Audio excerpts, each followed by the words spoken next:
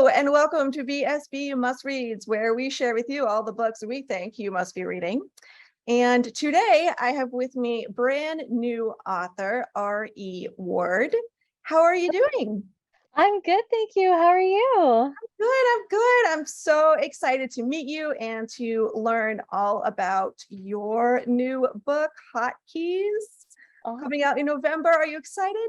I'm so excited. I can't wait. I've been waiting for this for a long time, so yay, it's coming. I know it's always so special. I mean, every book day is special, but I think your first one always has a place in your heart. Absolutely, yeah. Have you? I can't. No, I don't think your author copies have shipped yet. I think another Not couple yet. weeks. So keep an eye on the mail, but you're going to get a big box of books. Oh my gosh, that's gonna be a real experience actually holding my book for the first time. Yeah, it's awesome. All right, make sure you post it on social media and share with everybody, because Absolutely. for sure. All right, enough about that. I would love to hear about you and about Hotkeys, because that's why we are all here. And then I would love for you to read for us. Yeah, that sounds great to me.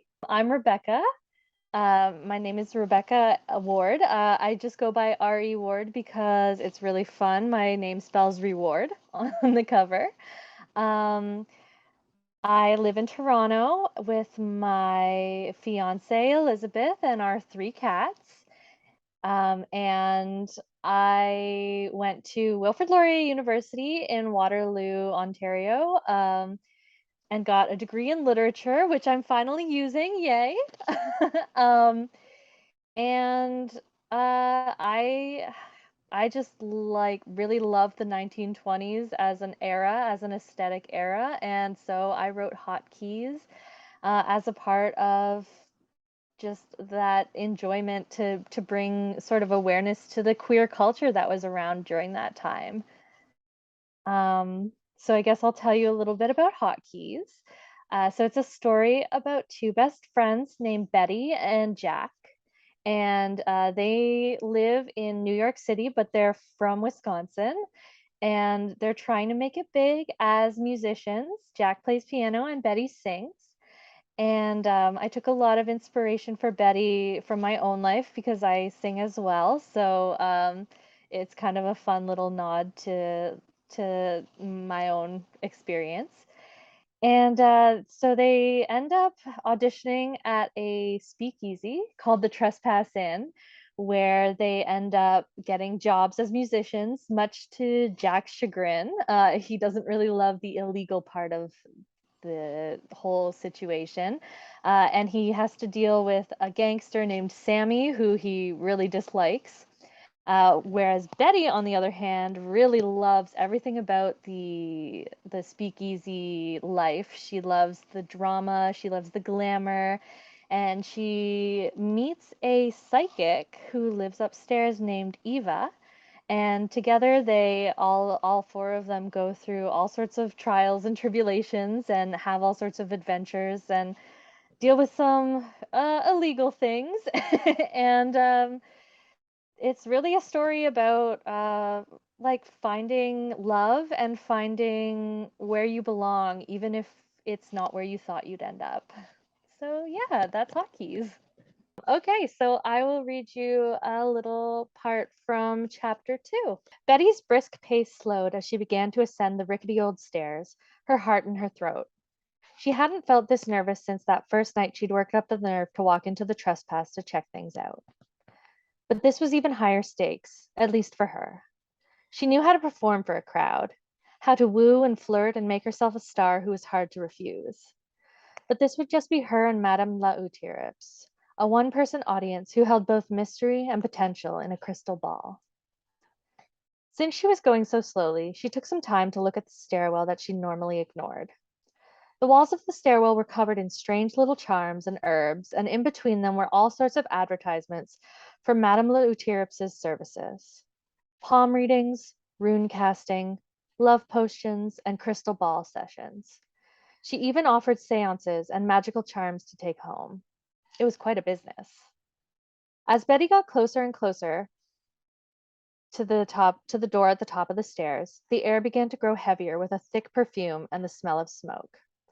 It wasn't the acrid tang of tobacco smoke, but something warm and fragrant that she couldn't identify as anything she had smelled before. The door was painted with peeling blue paint, with a purple eye painted right in the center of it. The eye seemed to survey her somehow as she looked at it, despite it being nothing but paint and wood. It was like a warning. Enter here only if you are ready to be seen. Betty took a deep breath and reached out to run her fingertips across the pupil. She was always ready to be seen. So why was she hesitating? Before her courage could fail her, she rapped her knuckles against the door. Come in, a voice called, clear as a bell, even through the wooden door. Come in, my child, and catch a glimpse of what lies beyond the veil. As a performer, Betty appreciated the drama of the greeting. She also appreciated the drama of the room she walked into. Silk scarfs were draped over nearly every surface, and a beaded curtain separated the room from what appeared to be the rest of the apartment. Candles dripped their wax onto nearly every surface in the room, and incense burned merrily away in a holder, sending thin plumes of smoke spiraling into the air. So that was what the unidentified smell had been, although she still couldn't match the scent to anything in her memory. At one end of the room, there was a large round table with a rich black tablecloth draped over it, and many rather ornate chairs sat empty, gathered around it. But none of that was what interested Betty. No, what caught her attention was Madame Mutier. No, Eva. Betty thought, with a secret thrill at the intimacy of knowing her name before Eva knew hers. She sat at a smaller table opposite, her skin glowing beatifically in the candlelight. In front of her sat a large crystal ball with a deck of cards just to the left of it, which seemed to beckon for Betty to reach out and shuffle them. Hello, Betty said, her voice soft and breathier than she'd expected it to come out. I saw you downstairs. God, she sounded so stupid, like a brainless flapper drunk on spirits and dancing, even though she hadn't done either of those things this evening. Hello, would you like a sandwich and a palm reading, my dear? Eva asked, her eyes sharp enough to pierce Betty right through.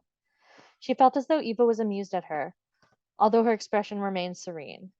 It was suddenly so much harder to breathe, and the smoke and perfume seemed to choke her as her face warmed under Eva's unwavering gaze. Her cheeks flushed with a combination of embarrassment and something else, that hot curl in her belly returning. Perhaps just the reading, she said, eyes locked onto Eva, as if in a trance.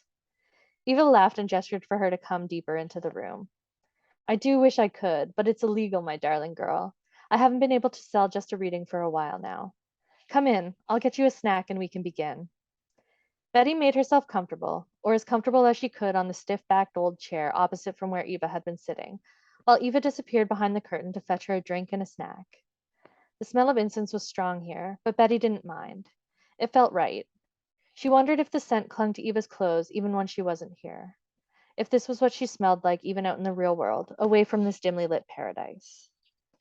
Eva returned with a plate and a cup of tea and placed them both on the table in front of Betty. The tea was steaming, and the little sandwich looked surprisingly delicious. It reminded her that she hadn't eaten since the afternoon before. Thank you, she said, digging in immediately. Eva settled across from her with a little smile on her face and a twinkle in her eye. Of course, she said. Why is it illegal? Betty asked when her mouth was no longer full. Eva laughed. Fortune telling is illegal, but entertaining while someone has lunch isn't, she said, tapping her nose cheekily. Lord, she was cute. Clever, Betty responded, taking another bite of her sandwich. She was so nervous. Conversation usually came easily to Betty, but with this mystic it was hard to get even 2 words out without freezing up. Do you know what kind of reading you'd like, little nightingale?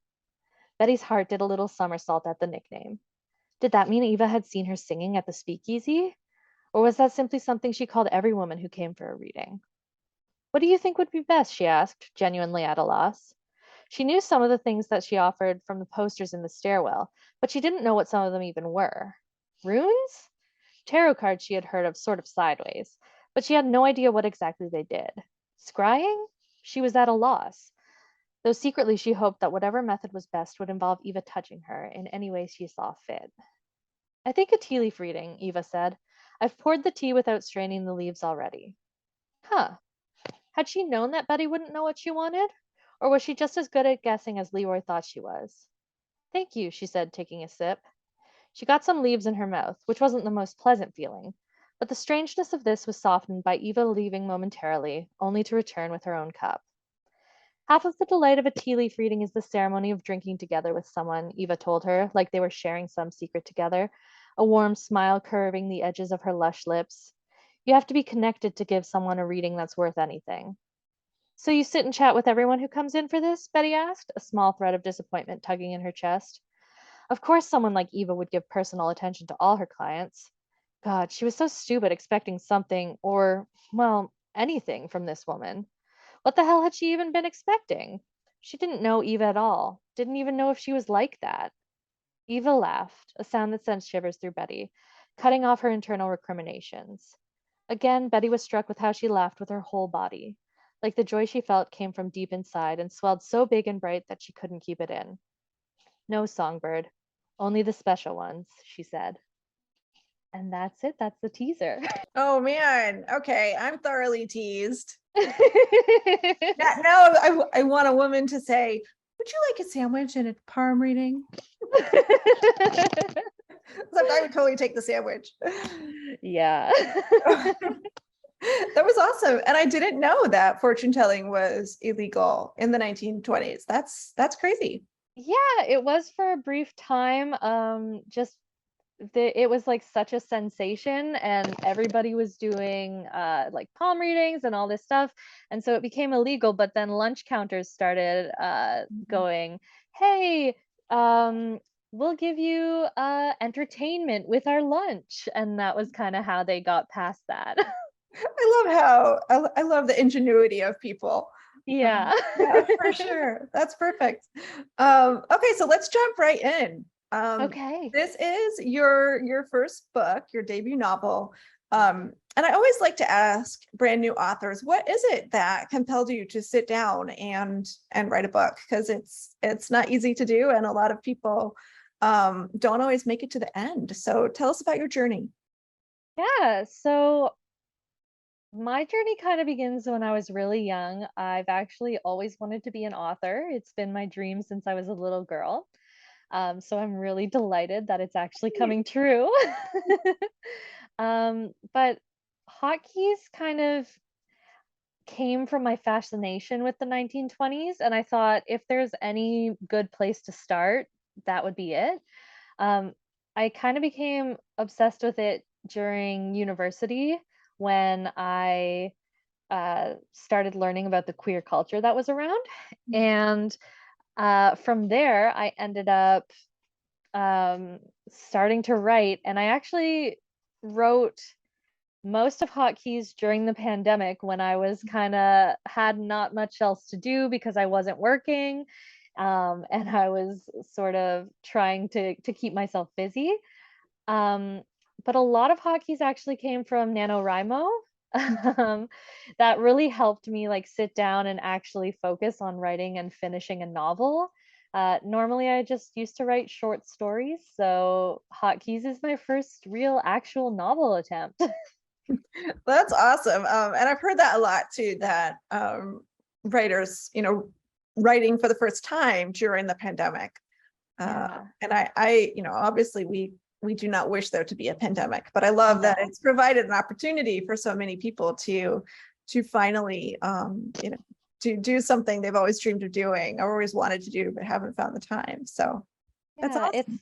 it's really nice that something good can come out of such an awful thing, Yeah. right? Yeah, for Yeah. sure. Okay, so 1920s Prohibition era, New York City. Um, you said a couple of times now that the 1920s is a period that appeals to you. Yes. Why is that? Tell us, like, why did you choose this time period and this setting? Yeah, so I gotta be honest, a lot of it is the aesthetic. I'm really into fashion. There's actually a 1920s fashion book right behind me right now. And she's gonna prove it. What? That's so cool. I love it. What a great cover. That's where a lot of the outfits in Hotkeys came from, or at least like it inspired a lot of the outfits. So yeah, a lot of it is aesthetic. I'm really into fashion, and I really loved the way that flappers got to dress and how the dresses kind of got shorter and women sort of got to be a little more free with themselves in the 1920s for a little while. And I learned about drag balls, which was one of the things that really inspired me to write Hotkeys. Mm. I learned that they had huge drag balls in the big cities, and people would, female entertainers, or sorry, female impersonators would come and like dress up and do their whole drag show, and everybody would like really loved it. And it was actually a time of sort of a bit of like queer acceptance, at least more so than it had been in the past few years. So yeah. Yeah, that's cool. That's awesome. Um, okay, so tell us a little bit about your protagonists, Betty and Jack. You've written a book that is part historical, part thriller, part romance. But I think at the heart of it is this friendship between your protagonists. So tell us a little bit about them. Yeah, okay. So Jack and Betty met when they were young. They went to school to and they lived in the same town together. And they became fast friends. They went through quite a bit together, as you'll see in the novel, through some hardships when they were younger, and those hardships led them to New York, where they got their start at the Trespass Inn. So Jack is kind of stuffy. He's a little bit more reserved, but very brave and very loyal at his core. And Betty is the flashier one. She loves to perform. She loves to sort of talk to people, flirt with people. Um, but she has sort of a closed off heart a little bit due to some of the stuff that happened to her in the past. And so it's very interesting to see her and Jack both sort of changing their minds about how they view life and how they view love, and finding out that they wanted to be famous musicians, but maybe that's not the be all end all. That's Mm. maybe that they've found happiness in a place they would never have expected. I love that. And I think so many of us can relate to that. You have a dream growing up and life doesn't, hand it to you, right? So Yeah, yeah. you learn to find, happiness and even more happiness in other things. So awesome. Yeah. All Yeah. right. So are Betty and Eva going to get together? Come on the edge of my seat. I can't tell you. You have to read the novel. Thanks. All right. Well, this one is definitely on my to read list. Please do pick up a copy of Hot Keys, which is out on the Bold Strokes website November 1st and everywhere books are sold November 15th. It was great to meet you, Rebecca. I am never going to see your name and not think reward again. That's not something I can unsee now. Good, I'm glad. That's what I want. Everybody to see me as reward. It was Awesome. so lovely talking to you. Thanks so much. You too.